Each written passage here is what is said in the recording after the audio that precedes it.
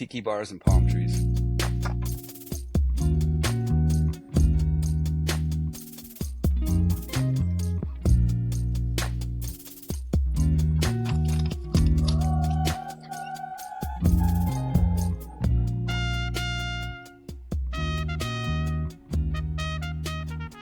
All right, we're back with another podcast. This is an exciting one for me and Billy. We've got the legend Marshal Huggins. Billy, I'm going to let you do a little intro right now, but Marsh, excited to have you on here to talk some lacrosse. Yeah, cool. Happy to be on. This is awesome. Awesome to see my favorite coaches again. Yeah, we're connecting the country here. So this trio met in Rhode Island on Aquidneck Island, and now we've got Marshall down in Florida. I'm in the car up here in Maine, and Skylar's on the West Coast over in Monterey, California. So we're happy to have Marshall join us. He's a former Roger Williams Hawk from the early 90s. Marshall? Early 90s, gosh, who's counting? 1991 and 92, and they were, I guess we were our little league champions there, 91 and 92, and hit the ECACs one year and grew the program to kind of where it's hopefully headed. But we gotta dig into that a little bit, and then Marshall, I think if you're from Rhode Island and you raised some young lacrosse players over the past decade or two, you've probably heard of Marshall. He did a great deal to grow the game in Rhode Island and started Beach Dogs Lacrosse Camp, which we'll dig into. Legendary lacrosse camp that me and Sky both got to work for a few summers.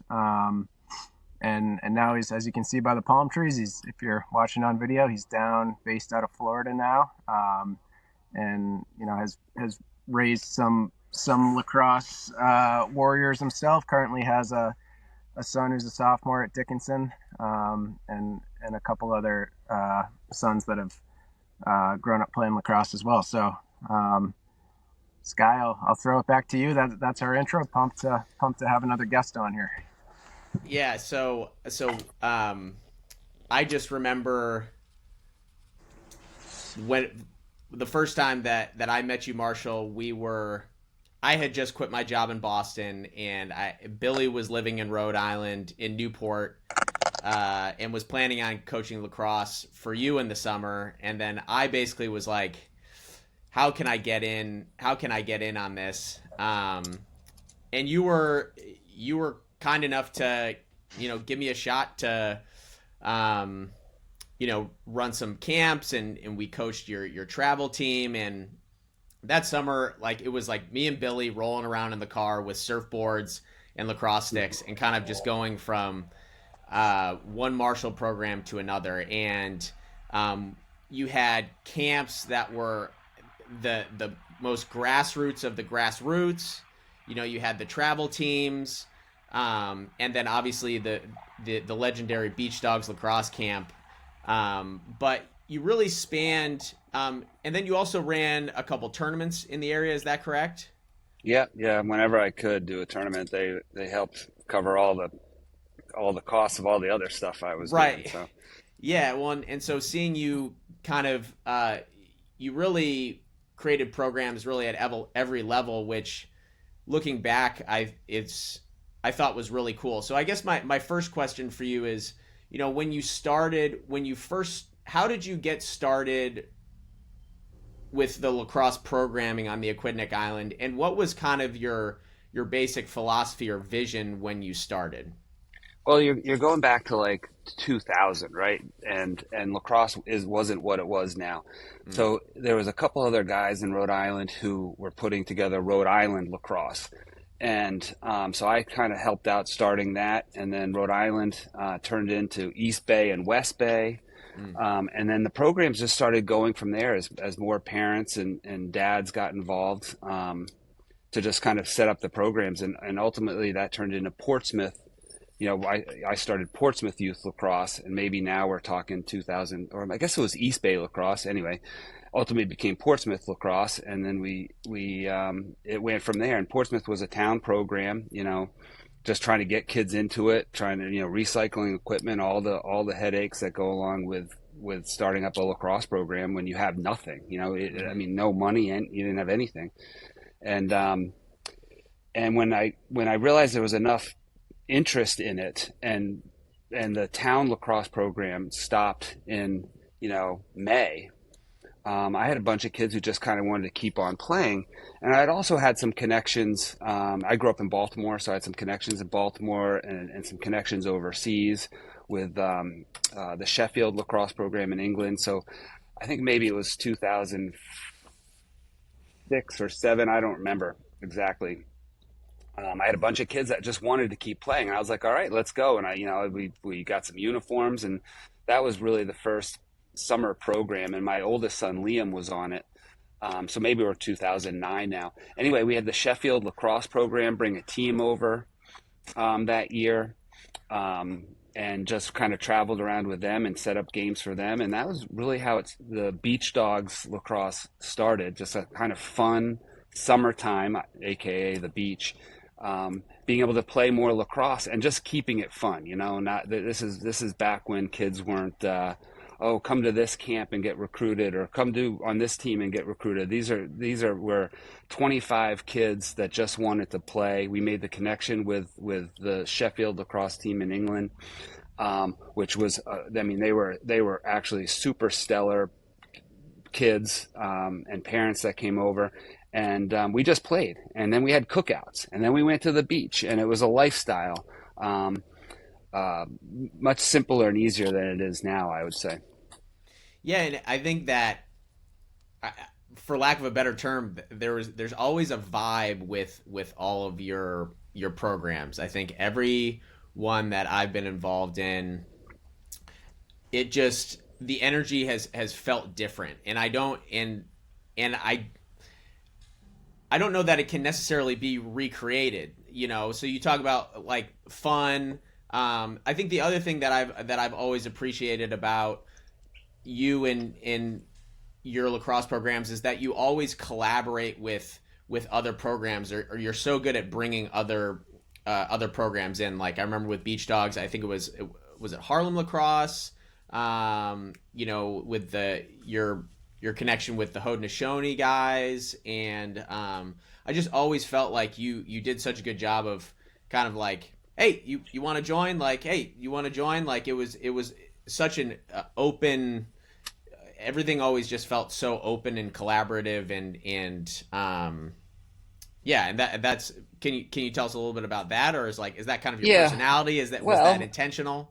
I think maybe it's my personality. I think lacrosse is such. It's a different sport, right, than any other sport. It's derived from a spiritual background.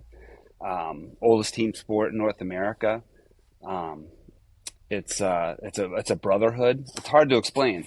So when I was fortunate enough to be, I had a real job back in the day before you guys met me. Doing finance, and that's another story for another time. But when I made the switch from that to doing this, and it was really around my lifestyle. I realized, and I think Skylar, you're going through this now probably, or seeing it when you commit full time to something that's maybe not a regular job, if you will. Yeah. There's a lot of risks, and I had 3 kids, a wife, a mortgage, cars, and I remember telling my wife, "Hey, I think I want to do this lacrosse stuff."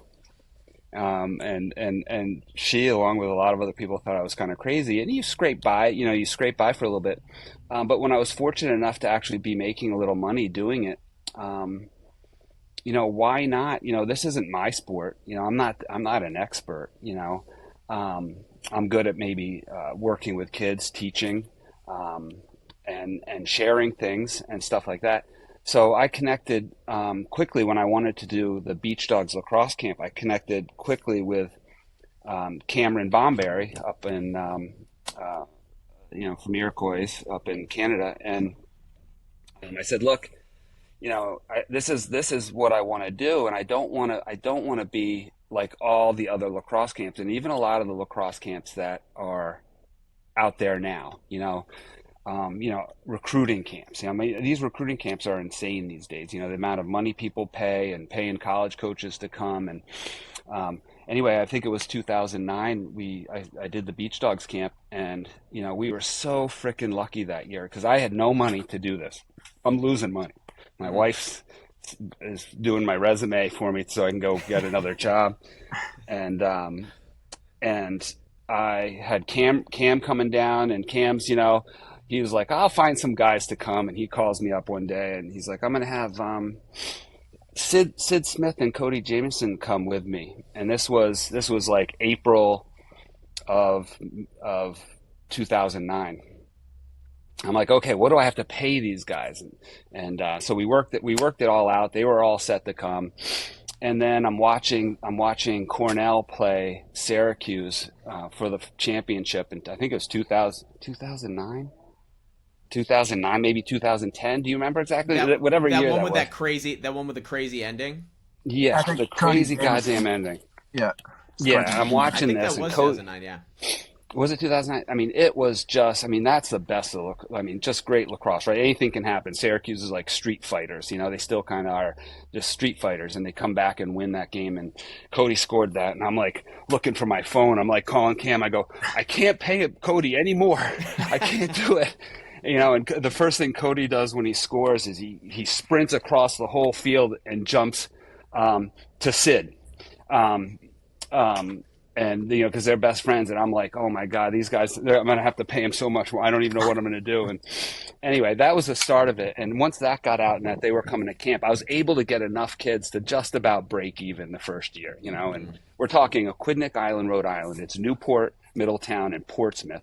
There's not a lot going on there for people coming. There's only so many kids that played lacrosse on the island. There may have been 100, maybe 80 kids on the island. Yeah. And so I pulled off that first camp and quickly learned that working with Cam and the guys he could line up was such a tremendous experience, because there's so much more to this sport than just pick up a stick and go out and battle. The history is amazing. The Iroquois traditions are amazing. So I just thought it was something that it would be special. And we did it. We did that last year was the first camp we didn't do it. We did it 15 years, and it turned into it grew from a 40 person, I think, the first year to several hundred people when we were at St. George's and stuff.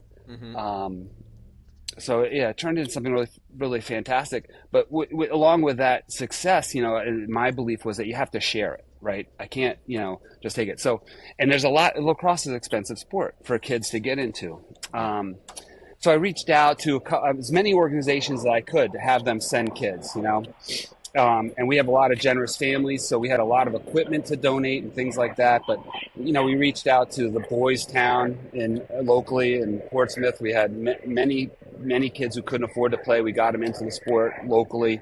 And that's when I kind of reached out to Harlem Lacrosse, and they were kind of still, I think they're doing fine now, but they're still kind of up and coming.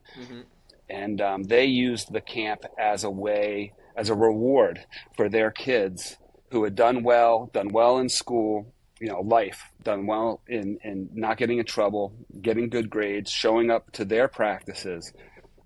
They used it as a reward that you can go to Beach Dogs camp. So we would get 9, 10, 15 something Harlem kids, boys and girls, that would come, and we do a host family. Yep. So we'd get hosts, and it was hard to do that. We had Sheffield come, host family. So when you're running a lacrosse camp, it's one thing having 100 kids running around or 200 kids running around. But when you have to worry about the host families, and then it becomes a 24/7 kind of event. And then, as you guys know, we did something every night, right? It's not just it's a lifestyle. So we were at the beach playing speed lax. We were going out to dinners. We were boat rides and doing a lot of fun stuff. And it was great. So I was happy to be able to hit a level of success, if you would, where you can actually share that. Yeah. And grow the sport, right? Because back then and even now, it was still an up and coming it wasn't as mainstream as I guess you could say. You know, there weren't many. I don't know how many. I mean, I may have been one of the only travel teams at the time Yep. in Rhode Island, maybe two at the time, and maybe there was two camps, you know, and maybe one tournament, you know, so it wasn't a lot going on. But I was able to kind of ride that wave of success, and it's meant to be shared. You know, I think it's meant to be shared, and it's kind of that special brotherhood of lacrosse. You know, and I'm not on Facebook much, but every once in a while I'll go on there if I'm selling something, and I'll get a message from like some kid that came, that Harlem kid that came, and he ended up going to, you know, maybe he's at Pingree and he played lacrosse, and then he goes off to college, and you know, just a quick note, hey, thanks. You know, it's pretty Yeah. cool. So the Billy, I want you to kind of like, so we're talking about, you know, Beach Dogs Lacrosse Camp. Billy, I want you to kind of set the stage, like what what your memory of the camp, because I think it's not just like any camp, and I have some memories that I'll share as well, but I want you to kind of like set it up so people can really kind of like really envision what this whole camp experience was like.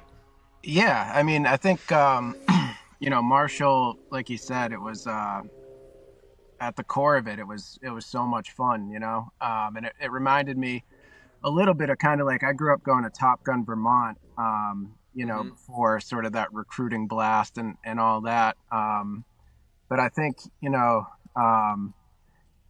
the the cultural piece of it with, you know, the Haudenosaunee players and, um, you know, people that Marshall brought in was a really special thing. I right after I graduated from college in 2013, I coached for 2 seasons at Roger Williams. So, you know, Marty Kelly was the head coach there, and him and Cam Bomberry won a national championship together at Nazareth. So, you know, Marty kind of told me right from the get go, like, hey, you gotta meet this guy Marshall. We gotta link you up. You like so you can kind of get involved with the summer stuff. And you know, that first camp I showed up to, Marshall, you had the all four Thompson brothers came, and this was before Lyle and Miles, I think, really kind of blew up, but people knew about Was that, Jeremy. yeah, was that the year of the tie-dye shirt? Do you Yeah, remember? yeah, I think so. Yeah, that was, Um, yeah, we had all, no, maybe one of them wasn't there that year. But anyway, yeah, that was before um, people even really knew Lyle, you know, very, very much. Yeah, he he was was just he up was and coming, and he was young. He was like, yeah, because I yeah, think I think Miles was at Albany and Lyle was gonna go the next year, because Miles was a year ahead of him, I think. And we one night on the projector, you know, you had like 400 kids outside watching the documentary, which was about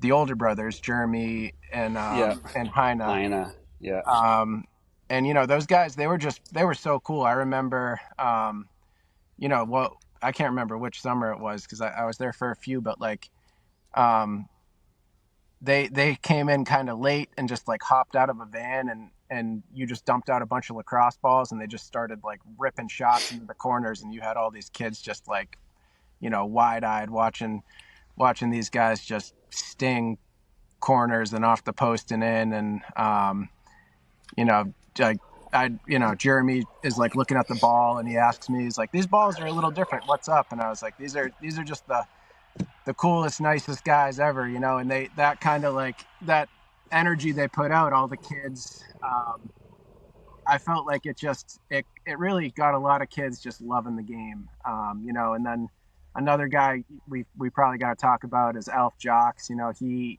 Oh was yeah, showing up every summer, and you know, he's a stick maker, passed away, but just an amazing guy. Mm-hmm. So I think, you know, the the way you kind of approach the camp with, sort of like you said, making it about something bigger like lacrosse is, and touching on the roots of the game was the cool thing. And you know, it just really kind of spread throughout the camp, and it was, you know, always always a heck of a week and just so much fun. So Yeah, it was really special, and I remember we had that. I try one night a week to show a movie, and I can't remember the guy who did the movie. I should give him credit for it, but it was the creators game, and it was about Jeremy and Heine, and it was a great movie. And we showed that. I just pitched. I think I hung something over a lacrosse net, a sheet or something, and projected it up somehow. And I mean, yeah, we maybe had 400 people there, and it was so moving because they got up. I don't know if you remember, they got up and just talked about the movie and how it was done, but how it meant to them. And the neat story about it is one you had two sons, right, who were exceptional lacrosse players, or two men, and they each had a different ending to their story, right? Because Jeremy went on to the reward for these guys was to go to Syracuse and play, and Jeremy went and Heine didn't. Um, and so it's special story, yeah, special story, and I think a lot of parents got a lot out of it. And I don't know if you know this or if you were there the next day, and I have pictures of this. It was actually the most moving experience. Um, there was some tribal members from the Narragansetts at that movie. I don't know. Do you remember this? yeah, We had a few kids. We had a few kids who are like the kids youth at risk, they called them, who who were going down the wrong path, I guess. And so they got them involved in the camp to kind of straighten them out. And Heine was a youth at risk. They all both were, right, going down the wrong path. And Heine told his story, and the next day, the leader of the tribe, of the Narragansett tribe, came with a blanket. Do you remember this? yeah, yeah. And they wrapped up Heine. They gave it to him, wrapped him up, and they said, "We want to thank you for your story." And Jeremy's like, "Well, what about my story? I played at Syracuse for 4 years, And he's like, "No, but the story Heine told is so reflective for our youth that it's important." So they pass it on. Very, very cool. And the Thompsons they're a special family. I mean, their mom and dad came, Jai and Dee came to camp, and I spent time with them up on the reservation, and just gaining their respect, and I have a great story with me and Wyatt and Ramsey. My two youngest kids were, no, don't even know how old they were. They were at some little box thing in Massachusetts, and I had touched base with Jeremy. He's like, "Well, I'm coming up to New York. Come on up and meet me." I was like, "Done." And so I jumped in my little minivan and drove up to Onondaga with Wyatt and Ramsey. And like, where the hell are we going? What are we doing? And we show up at Jai and Dee's house, their house up on Mullet Mountain, they called it, in Nedrow, New York, and spent like the weekend with them. And going to it may have been a Syracuse Albany game we went to. This is before Lyle was there, obviously. But watching them play and hang out. No, Lyle was at Albany. Lyle and Miles are at Albany. But watching them play, we got the purple shirts. You know how the Iroquois families will all put on the purple shirts, and it was just a lot of fun. And my sons got a lot of respect and learned a lot from being with them. But just stuff like that. And then Jeremy. Jeremy would take me around the reservation, and that's where I'd met Alfie over the years at U.S. lacrosse events and this and that. But Jeremy, toured us all around the reservation and all where they filmed the movie and different things like that. And we got to spend some time with Alfie. And that's when I said, "Alfie, you got to come to camp. You should come down." And he's like, "I'd love to," he was like, "I'd love to come down. And, I'll bring my whole setup," and that's amazing. So when you get a kid from Newport, Rhode Island, learning that, hey, a lacrosse stick has been around since, before the United States was the United States, and this is how you got a guy making them there's a few other, not many good lacrosse stick makers out there, but Alfie was really the cream of the crop. And so when you see these kids actually sit down and start to work on a stick and learn about it and learn the meaning of it and the wood and the bending of the wood, and you're born with the stick, you're given a stick, you die with your stick. It brings on, you play for a different purpose, you play for a different purpose. But Alfie came, and the biggest problem I had with him is once I publicized that he was coming, I would get phone calls from all these kooky lacrosse guys, probably like me, right? Saying, "Is Alfie going to be there? Because I want to stick. I want to stick." And I'd say, "Alfie, you can come. Come. But I got like 60 guys that will drive from like New Mexico to get a stick. How many sticks are you bringing?" He's like, "Well, I only have like 4." I don't know if he had 8 and he was pulling them out of his truck or what he was doing, but he would sell 1 or 2. And I got a couple over the years, and I gave them to each one of my 3 sons when they graduated high school. They got an Alfie stick. But they were hard to come by. I don't know if you guys ever got one, but they were hard to come by. But it was great, and it's that type of stuff. I even had Alfie come to some lacrosse tournaments to just kind of share what the sport really, is about. I remember one time he just gave one to this little kid. He just and he came up to me after. He's like, "I just gave a stick to that little guy right there, just cause." Yeah, well, he's like that. I remember at one point in camp, and if you know Beach Dogs the camp, it's a little bit like herding cats. You try to, I'm not. Yeah. I'm not. It's not like a showcase camp. I don't have really set games, and everything has to be. Flexibility is the key to happiness, right? And one day I looked over. There's a bunch of kids. There's always a bunch of kids. When you have 200 or 300 kids at a camp, there's going to be a bunch that don't want to play lacrosse. They're going to be just want to hang out. And so we had the trailer. We'd show lacrosse movies on it. Crooked Arrows and Tyler Hill. I got to mention Tyler Hill, another champion of the sport and great guy. And I look over, and Alfie, for some reason, had corralled about, I don't know, maybe 10 or 15, what I called like the little peanuts. They're 6, 7, maybe 8 years old, maybe 5, 6, and 7 years old. Every one of them's got a wooden stick, one of his classic, beautiful 100-year-old sticks off his display table. And Alfie's out there, and they're playing lacrosse.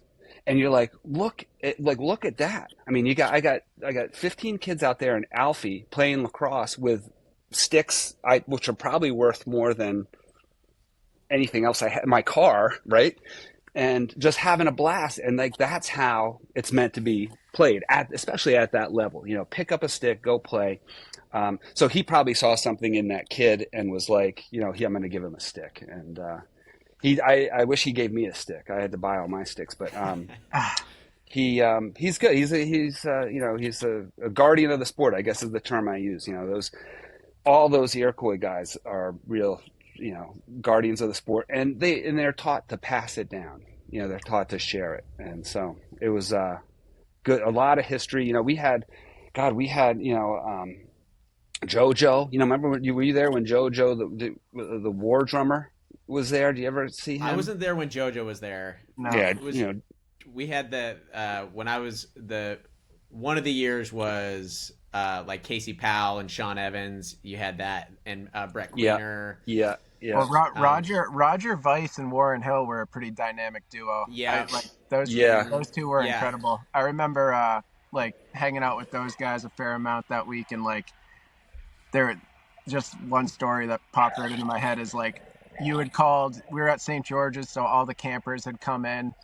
Marshall was a wizard with both the golf cart and the megaphone, Yes. Yeah. I'm glad you touched on the golf cart and the megaphone. So Roger and Warren are on the back field while everybody else is in, and it was the end of the week, and I was I gotta go just see what these guys are doing. And as I walked up, Roger, I'm 20 yards from him, he just stings a corner, and it makes that sound when you just hit the corner perfect. And I was walking in, and one of them threw me a ball. I was I love that sound. And Roger goes, was just saying to Warren, never gets old. It's these guys are the best. Yeah. Well, the one thing about that camp is I went through more lacrosse balls than I think a college team goes through in a year. I went through in a week. I mean, these guys, they hit big and they miss big too. Yeah. I don't know if you were there one year. Jeremy was we're doing a little shooting demo, and Jeremy takes a shot and he misses. and he ripped a shot, and it bounced like 50 yards and then went into a passing by a car window.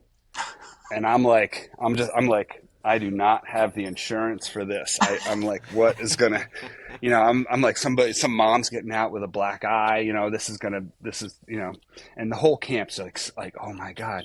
And the car stops, and it's literally 80 yards away, and the car stops, and Jeremy's looking at the car and looking at me, and I'm like looking at the car, and some kid leans out and throws the ball out, and they keep going. I'm like, oh, thank God. But yeah, they would wreck all my lacrosse nets, and balls would be all over the place. And then every kid has got to shoot, right? And they can't hit the side of a barn, most of them. So the balls were just, and then every kid steals a ball to get it signed by these guys. So I'd have 10 cases of balls on Monday, and I'd have like 4 in my hand on Friday at the end of camp. And that was the beauty of this camp. So you said it's like herding cats. I remember,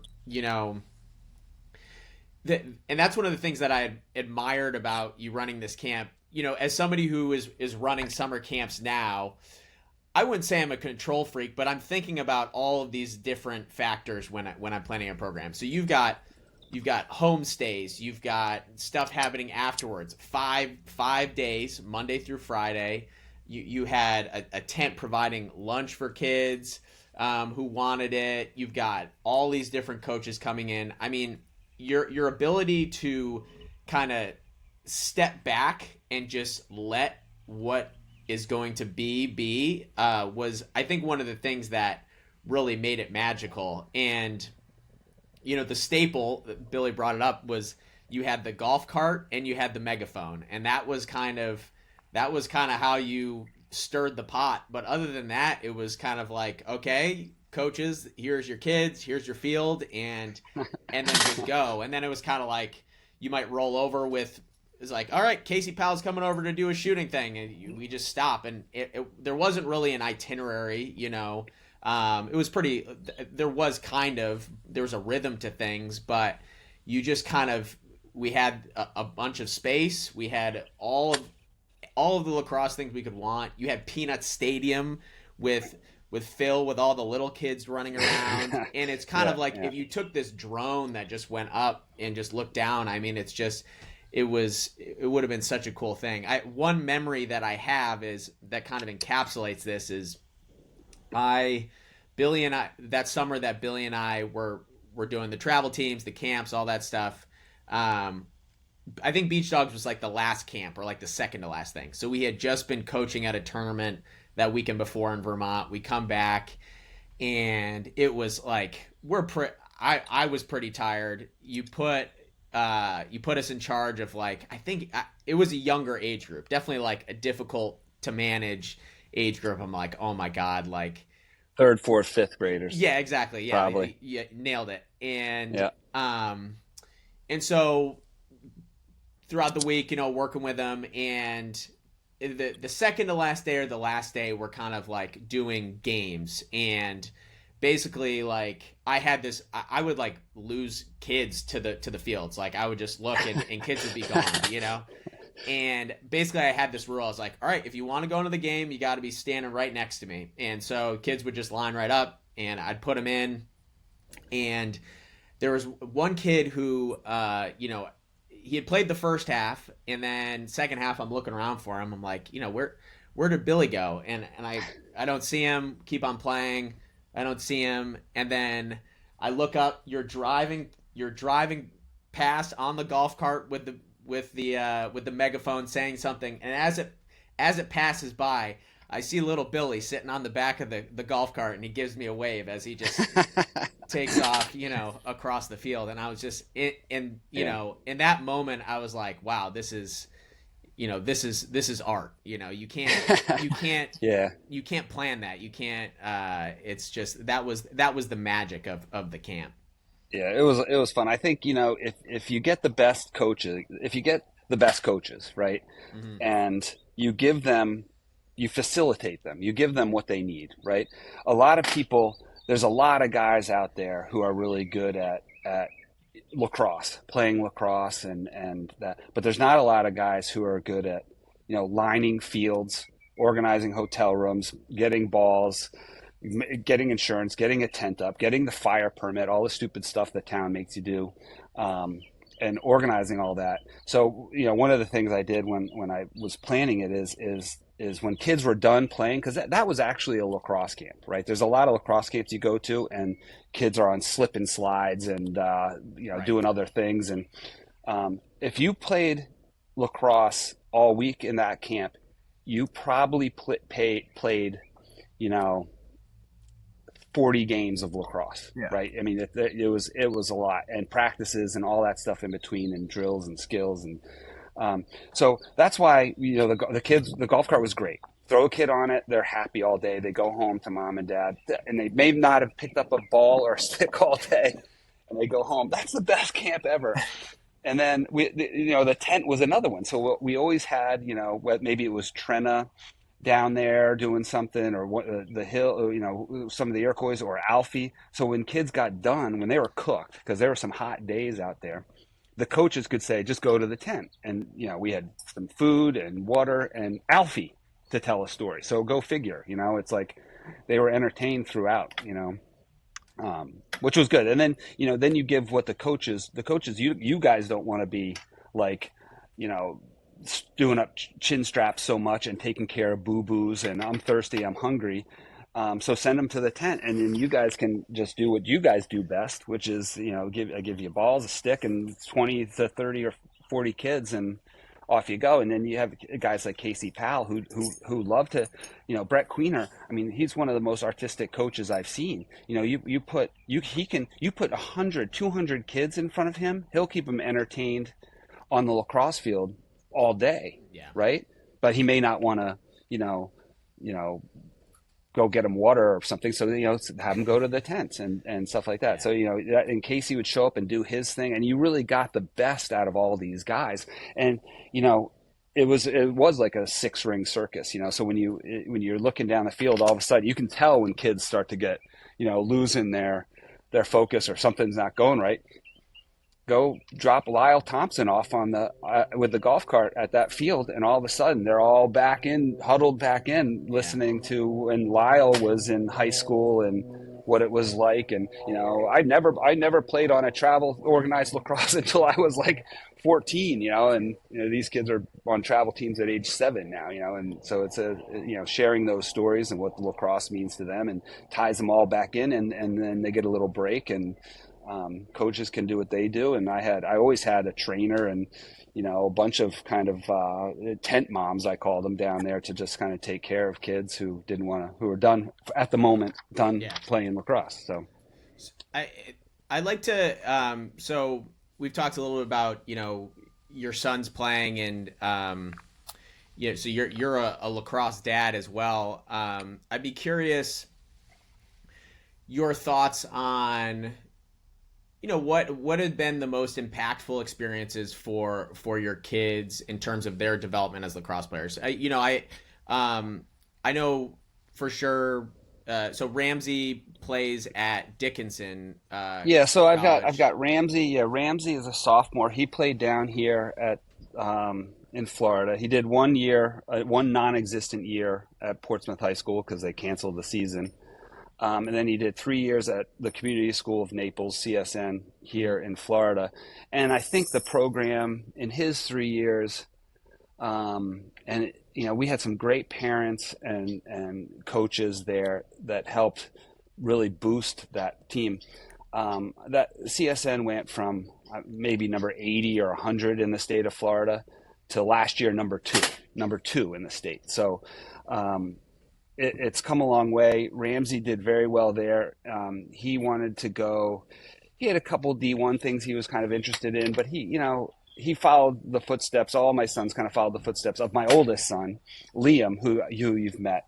Mm-hmm. Liam went to Denison, but Liam early on said, he wanted to have a lifestyle, and he, what, I'll have to blame some of the Iroquois guys for this, and it may have been Jeremy Thompson and JJ Gilbane, which is just awesome because JJ played at Cornell and Jeremy at Syracuse, and they played against each other, and they weren't always fans of each other on the field.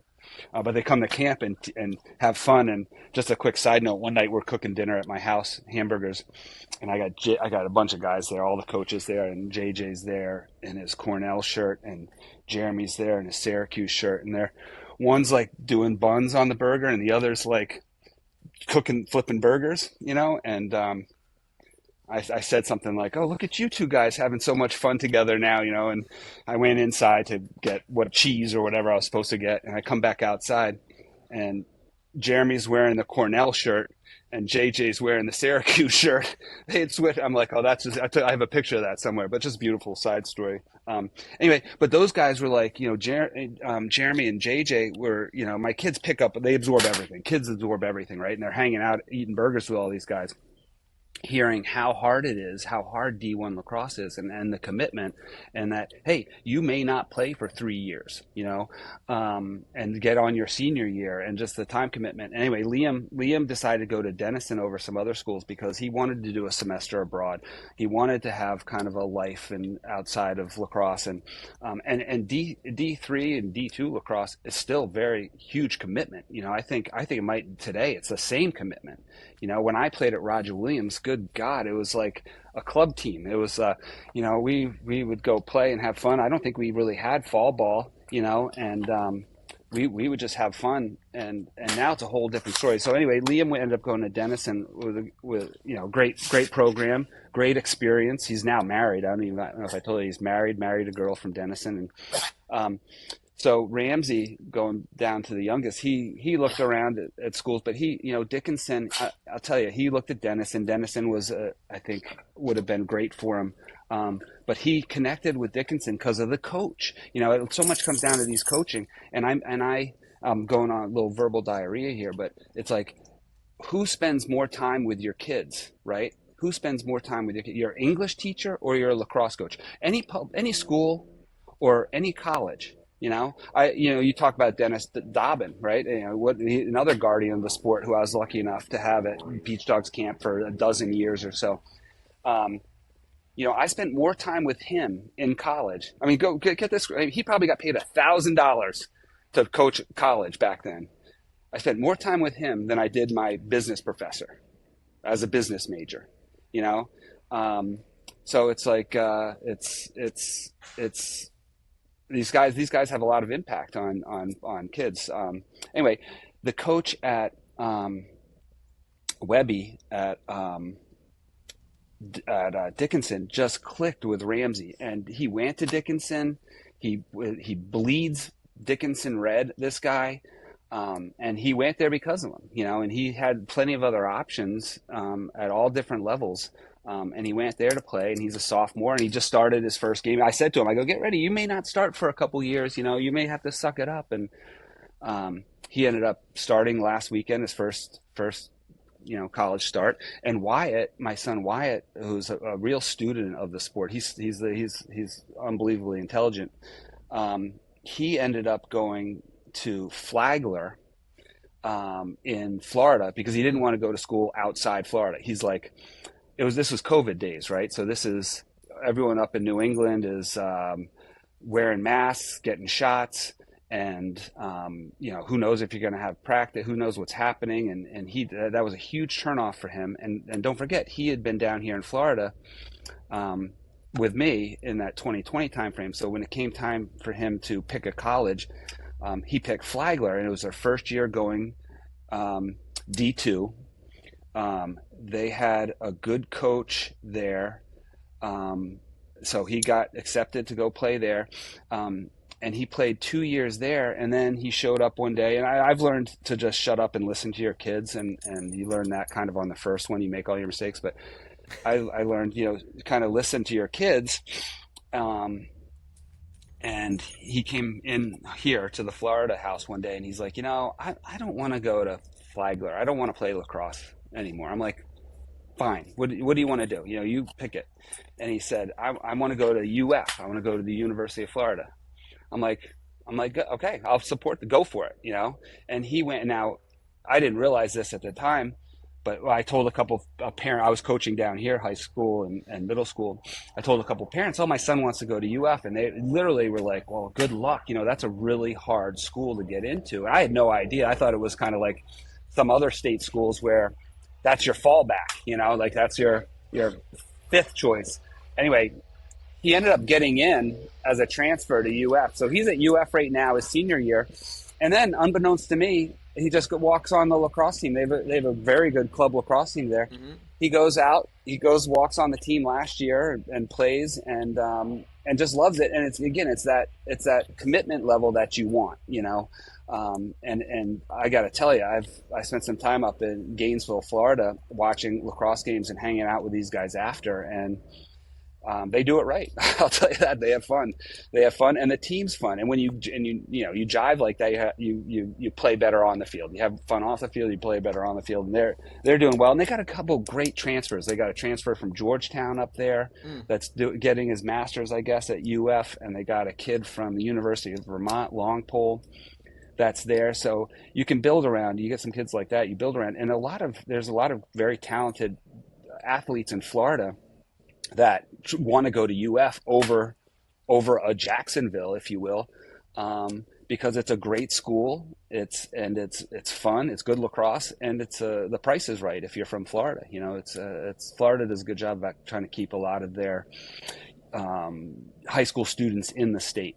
I'll say so. Well, and I think it's awesome that I think.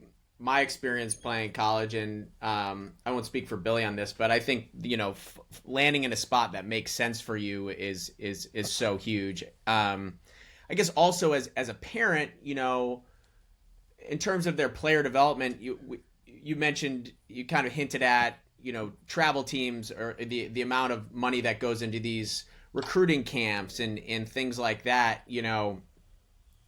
I think sometimes parents get caught up in the rat race of youth sports when it comes to recruiting. I think also people's expectations sometimes are not always realistic. Like they don't understand what a Division I or a Division III sport entails.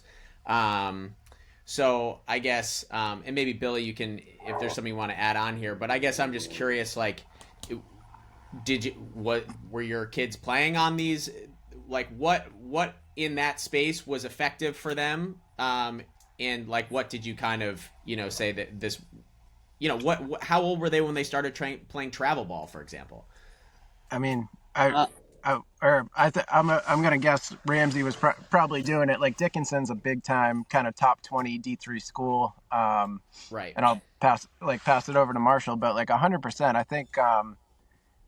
Like if you love lacrosse, one of the beautiful things is there's so many places to play, and like the University of Florida, that big time club lacrosse, there's probably 50, 60, 70 club programs that are just as good as those could you could throw them into D3 or D2 and they're pretty competitive, I think, from what I've seen. So the great thing is there's so many places to play. And I do think, the business of recruiting, it's become a business and, it's become very competitive, and to get a spot at one of those top Division I schools and to be a Division I lacrosse player, you kind of, unless you're, exceptional, you do, I think, have to do it to some degree, but I think there's a balance to it. But Marshall's been through it. Yeah, so when I went off to college, I didn't even think I was going to play lacrosse, and I went to Roger Williams College. Now it's Roger Williams University, and it's a brotherhood, right? It's like the Kevin Bacon, the 7 degrees or whatever, of 8, whatever it is of Kevin Bacon. Everybody knows somebody. Like when I met Cam Bomberry, he knew Marty, and you meet these people, everyone's connected in lacrosse. It's still a small enough kind of family like that. So, but when I still text every day with guys I played lacrosse with, it's like, I'm talking 35 years ago or something. I'm like, you gotta be kidding me. My wife thinks I'm crazy. But I'll sit looking at my phone and I'll just start cracking up to myself about the crap they're sending me. So no matter where you go, you build this brotherhood, and it happens in all sports, I think. But lacrosse is great because when I got done college, we immediately we jumped in we kind of did what you guys did with a surfboard and beaches and some practices. I jumped in a car with my stick and whatever else and drove around the East Coast just playing summer tournaments and having fun and see where things went. I didn't do travel teams. I was an average. I was probably an average lacrosse player. I don't even think I was very good lacrosse player. But I had fun and I loved the guys I played with and I left it on the field. I think that's what it comes down to. As far as all these travel teams, my kids, Liam was very self-driven and there wasn't a whole lot of travel teams and I wasn't doing it at the time. So when he got his driver's license, him and one other kid would actually drive up to like northern Massachusetts because there was a coach up there that wanted him on his 3D lacrosse travel team. Mm-hmm. So he did that and he was playing with great lacrosse players up there. That was very good. And that's when I kind of saw that impact. But again, it was small. There was one team at every level. Now they have 2 or 3 or 4 teams. So, you can be on our gold team, our blue team. You don't even know which team's the top team, right, with some of these programs. So it's changed a lot. And with Wyatt and Ramsey, I found, and with Aquidneck Island being so small, I found that, to have a successful, happy experience in youth sports, maybe any youth sports, you need it to be fun. You need it to be with your friends, and you need it to be easy, meaning you need it to be easy for the kid and the parents, so you're not driving 2 hours for a 1 hour practice, and you're in the car. I'm in the car 4 hours, and I just had an hour and a half practice. That's not fun. And it needs to be easy and affordable, so it's not crazy expensive. So that's what I kind of did on Aquidneck Island, and we weren't taking over the world. We had some very good teams over the years, and I've had kids go to D1, 2, and 3 schools, but I never got in the habit of personally publicizing that or saying, "Oh, you're going to go to Hopkins if you come play here," because I think that's not a lot of parents want that more than the kids sometimes, and I think these are my peers who are driving this and who are writing the checks for all this. So I did that with Wyatt and Ramsey for the most part, just having fun. And the recruiting cycle may be another whole call, and it's changed so much since my oldest son did it to my youngest son. The whole process has changed so much, but I tried to keep it realistic and more of a wholesome approach, I guess, for my kids. And I think some parents always ask me, well, what do you think about this school for my kid? What do you think about Syracuse or Hopkins or Duke and all that? And I think that I think they get frustrated with me because I'm like, well, make sure your kid really wants it. Make sure they want that commitment there and that they want to play. It's a lot. So I think you follow those rules of fun, easy, and with your friends, the kids will go a long way and they'll play more too. So yeah. Well, I think also, we have a lot of those MCLA programs in California, and a lot of kids, like kind of a lot of times kids from the East Coast don't necessarily want to travel all the way to the West Coast for school, and kind of the same thing out here. And so when a kid says, I don't really want to go to the East Coast, but I still want to play lacrosse. Well, okay, there's a lot of awesome MCLA options for you out here. And the great news is the formula is pretty simple. Like, just be the best player you can be when you step on campus, and then try out for the team and go from there, because admissions isn't part of it. The coach can't really like help you out that much, whether it's with money or other stuff. It's really going to rest on your academics, and then it's super simple. So whether it's put in the work yourself or whatever it is, I think it's just sometimes when that process gets simplified, it's kind of a lot easier on a development side as an admin to be like, okay, well then, this path is very clear. Yeah. And my kids, I talk to my kids now and they say stuff like, I wish I played more golf. Yeah. And I'm a shitty golfer and So I was no mentor to any of them. But now that's the stuff they do. They play golf and they do other stuff. And at some point, I stopped playing lacrosse. I switched from field to box lacrosse. As you know, I owned that box field. Yep. Were you ever there when I had that box field? That was Um, that was after my that was after, I think that was the year after I did the yeah. camp, So but the field box was, I saw it yeah, online. That was legendary. yeah.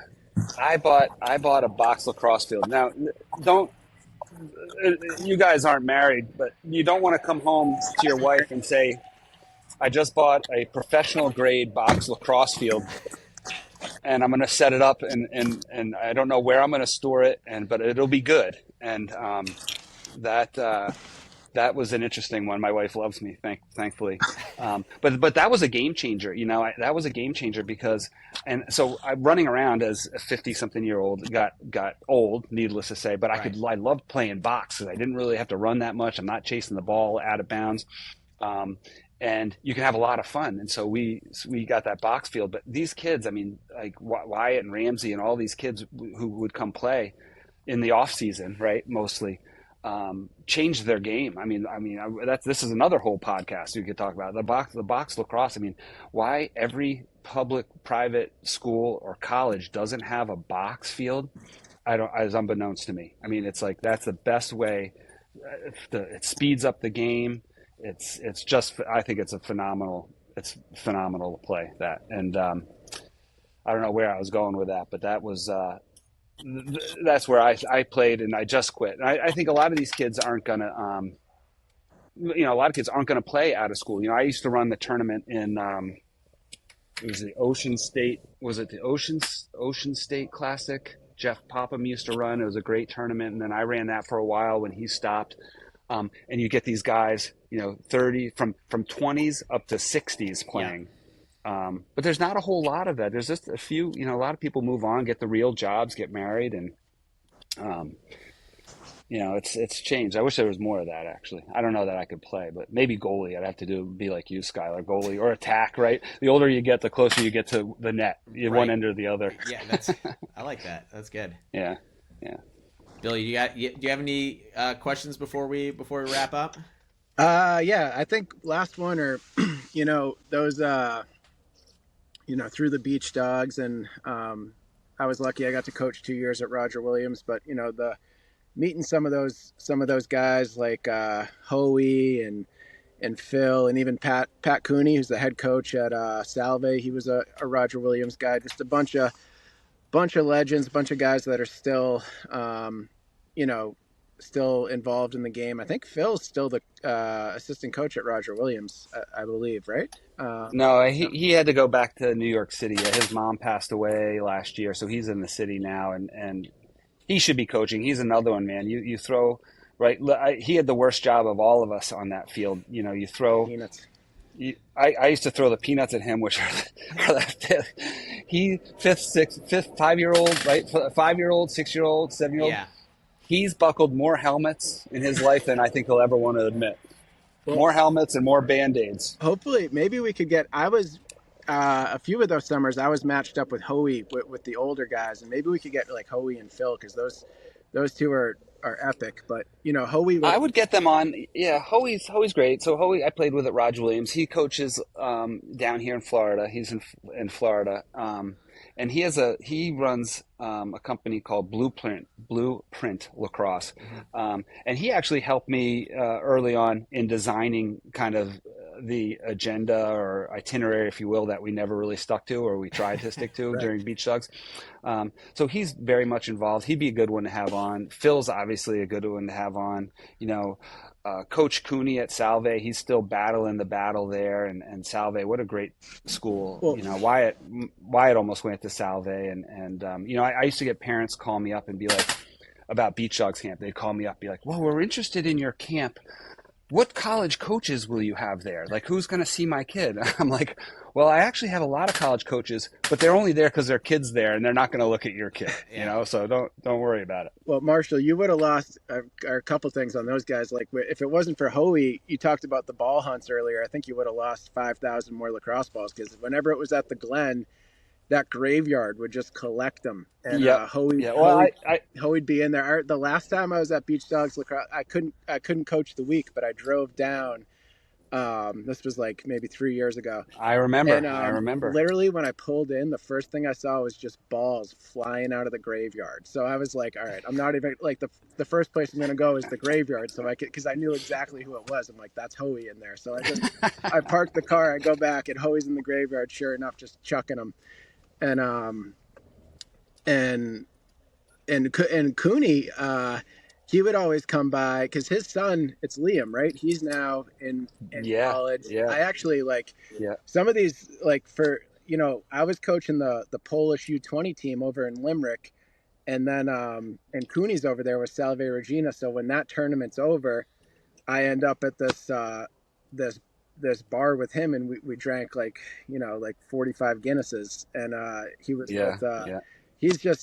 he's epic. But you guys had Denny Dobbins as your coach, and the first year I was at Roger Williams, he was still on staff as kind of like a volunteer, and he was the head of the Rhode Island officiating. What was he like as a coach? Because he seems to me like one of kind of like the original, just he was a goalie at Siena. I think he used to hold the record for most saves in a game, and he's just he put his whole life into he's an amazing guy. So he taught for years at middle school, I guess, middle school and high school, and I used to think he was the most awkward coach, and he was funny. He'd wear his corduroys. He'd be out there yelling at us and a bunch of college guys who really don't care. And it's not like we're getting cut because there's only like 22 of us, and we're all relatively good, and we like to have fun. And but he just put his whole heart and soul into it. But he was really great at Roger Williams for us because the lacrosse program was people. I think the administration at the time was kind of like, what the hell is this? What the hell are these guys running around out there? And why does it cost so much? And why do we have to buy them helmets and gloves? And what's going on with that? And Dennis would fight the fight for us. And, we got the short end of the stick a lot because, oh, you want to use the gym because it's 0 degrees out and there's no fields? Oh, you can use it at midnight, So we literally have practice with Dennis. I mean, good Lord. I mean, his wife's a saint. And we kind of joke about that. He'd go to practice at midnight. And he, there's no pot of gold at the end of the rainbow for him. He just does it because he loves it, and he loved being a part of the Beach Dog stuff again because he could just do what he wanted. He'd show up, he'd work with the goalies, he'd have fun. He was great, he was just great, and we still keep in touch with him and see him. And we just got, goodness, one of our teams at Roger Williams just got inducted into the Hall of Fame. And I mean, honestly, that has 99.99% because of Dennis, and he took that program from a club team, right? There's not many coaches that can say this. He took it from a club team in 1998 to a league championship in 1991, and I remember he got treated pretty badly, I think, at Roger Williams. And I remember he was like, when we won that championship in 1991, he quit.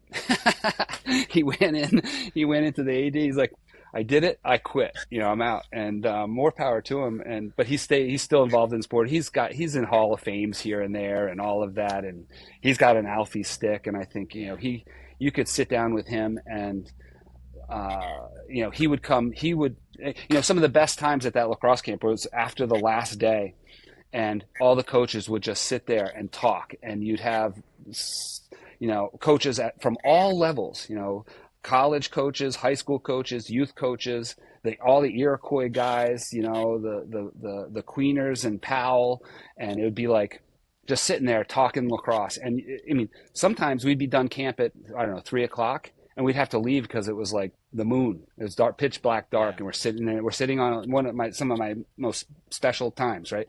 Sitting on a lacrosse field at 10:00.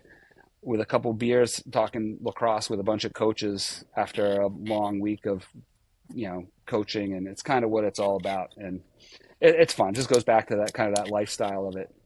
But I will say, to go back to you, Billy, and Hoey doing the graveyard shift back there. I used to always, those camps, I'd have 30, 40 coaches, So I always got worried when I see coaches coming out of the woods. I was always a little bit like, oh boy, I got to make note of this. Who's that? Oh, it's Hoey. Oh God, But he, like, Hoey. to your point, he always had it dialed. He would, like, the first time I ever met him, he just, like, goes down through the schedule with me. He's like, all right, and I was like, all right, Yeah, like, and then we were rolling from there. But yeah. he's a legend. I remember Denny Sky. I don't know if you remember this, but me and you would, like, go to get coffee, like, on the break or something, and Denny would always, like, grab us, like, he'd be like, hey, no fire drills. Like, we're getting, like, you need a nice coffee, Denny. Like, we're just going to Dunkin' Donuts. Yeah, Dennis was born on a Monday. It just wasn't yesterday. So he knew what was going on, you guys. But yeah, that was a lot of fun. Those were good times. Definitely good times. I have so many funny stories about stuff. I mean, God, good years, good years. It's a legendary. It's a Will it ever legendary come back? program. Will it come back? What's the That is I've been asked and told I should do that, and Cam threw it out the best that you should just have one blowout, one big blowout event, and try to get everybody back that you can, and from over the years. The answer is not no, but it takes so much. It takes so much to do that. Who knows? Who knows? Who knows? It was sad to let it go. People were sad to let it go, and it did a lot for the local community in on Aquidneck Island and in Rhode Island, and it did a lot for a lot of people. I think towards after about the fourth or fifth year of doing it, we had people. I think one year we had people like from 3 different countries or 4 different countries and like 20 states at the camp. We had people from California and Texas and up and down the East Coast. It turned into kind of a phenomenal kind of thing, and people, you could make friends. It wasn't, it was a day camp, but I remember once, and this is what kind of brought me to Naples, honestly. I remember once, a father from Naples called me and said, I've heard about this camp. What's this all about? What's going on up there in Rhode Island? And I told him, just kind of what I've told you. It's not a recruiting camp. It's fun. It's a lifestyle camp. You can go to the beach and your kids will play some lacrosse and they'll sleep at night. They'll be sleeping at night hard. So it did turn into a destination where I would say probably at some points, probably 50% of the kids, because when you're getting 300 kids, they're not all on Aquidneck Island. Let me tell you, they're coming from all over. So I would say, they're 40%, 50% might have been from out of state, maybe more, even maybe more. So that's awesome. Well, I think whenever, whether it's a camp or the rec programs that we run, or just pretty much anything that we've been doing out here in Monterey County, it's there's always a lot of Beach Dogs inspiration. There's Beach Dogs fingerprints all over what we've been creating out here, and it's not something that can be recreated. And I think that's what makes it, that's why I really cherish those memories and appreciate you, Marshall, for taking me in as a coach and including me in all of what you built in Rhode Island, and so I always try and carry on that spirit in all the programs that we run out here. I remember when you and I spoke maybe 5 years ago, and you were kind of like, I want to do this. I want to make this a thing. And I'm like, you can do it, but it's not easy. You have to be prepared for, the hard work is all that organization, and then being able to run a clinic or something with 4 kids, and then build it. And you have to build it. And that's what I did. That's what you're doing. That's what you have to do. But, it reminds me of, a quick story I'll tell you, and I don't keep any secrets about this because I think the sport should be shared, and if anyone's going to take my ideas or do something, more power to them. But I was up having dinner with the Thompson family, the whole Thompson family. So it was me, Wyatt Ramsey, and the whole Thompson family, and Billy O'Brien was there, and those guys. And I kind of they wanted to get to know me more. They had seen my camp and that had done well, and they wanted to get to know me more. And this is when I went up there, where I kind of told the beginning part of the story earlier. And on my drive up there, I'm like thinking, oh, I can package the Thompsons up and travel the country and do beach dogs with the Thompsons and be all this. And it was like a 3 or 4 hour drive up to Syracuse. And along that drive, I'm like, you know what? That's not what they want. They don't want a guy like me coming in and say, oh, I'm going to promise you this and promise you that, and let me, we can make a lot of money and blah, blah. And then the question came up, during dinner, because they were, I was snooping around them, feeling them out, I think a little bit, getting to know them. They were getting to know me. And the question came up about the camps and events. And I said, look, you guys should run your own. I go, I'll share everything. What I do, there's no secret. There's no magic sauce, in this, anything. But you guys should just do your own, and I'll be glad to help you. You can pay me to come. I'll come work for you. Yeah. But you should do it. And they were talking to Nike in times and things like this. And I think even Nike tried to get in and do some sort of type of creators aspect to the camps that they were doing. And it just has to happen. I don't know. It has to happen. I haven't touched base with them in a little while, so I don't know. They had some success out of college and stuff, and and they're tremendous human beings. The whole Thompson family are good people, and so wherever they go, they'll do well.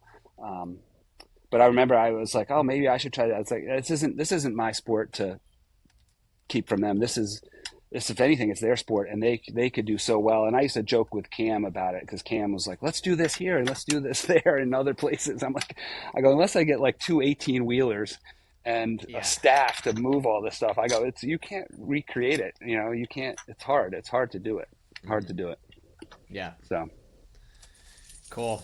Well, but it sounds like you're doing it. It sounds like you're doing well out there, and California is ripe for the picking, and I think it's great. And if I was closer, I'd show up there more. I'd come help you. Well, the door's open anytime, and it's it's cool. I think that's what we're trying to do. We're trying to share the game with people who are not familiar with it, and as people see it more on TV and things like that, and just people are looking for something that's a little bit more active, if we're able to kind of meet them halfway with equipment and help them out with cost if they need to, because they're brand new, like we're all about that.